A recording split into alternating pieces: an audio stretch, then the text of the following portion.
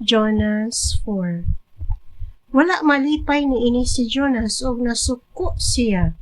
Busa nangutana siya sa Ginoo. Dili ba giingnan ko na ikaw sa wala pa ako manhi nga maugayod kini ang imong buhaton? Mao man gani nga mikagyaw unta ako ngadto sa Tarsis. Nahibalo ako nga ikaw Diyos nga maluluyon, mapailubon kanunay og andam sa pag-usab sa imong laraw. Busa patya na lang ako, Ginoo, kay mas maayo pa nga mamatay na lang ako. Ang Ginoo mitubag, angay ba nimo kining ikasuko? Unya si Jonas milakaw o miadto sa silangan sa syudad ug milingkod didto. Unya nagbuhat siya gamay nga kapasilungan ug mipasilong niini samtang nagpaabot siya unsay mahitabo sa Ninive.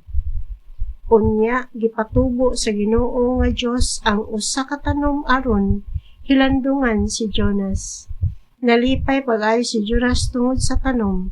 Apan pagkaugma sa pagsubang sa adlaw, nagpadala ang Dios og ulod aron pagkutkot sa tanom ug namatay kini. Ug sa pagkaudto-udto na napadala ang Dios og hangin nga init gikan sa silangan ug naluya si Jonas tungod sa kainit sa adlaw. Busa miingon siya, maayo pang mamatay ako kay sa magpabiling buhi. Apan miingon ang Dios kaniya, angay bang nimong ikasuko ang nahitabo sa tanom? Si Jonas mitubag, mulang gusto naman lang gani akong mamatay tungod sa akong kasuko.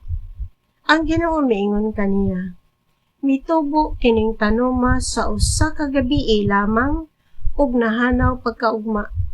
Wala kay nahimo alang niini og dili ikaw ang nagpatubo apan naluoy kaniini. Labi pa akong maluoy sa Ninive, kanang dakong syudad nga may kapin sa 120,000 ka kabataan nga inosente, wala pay labot sa daghang kahayupan.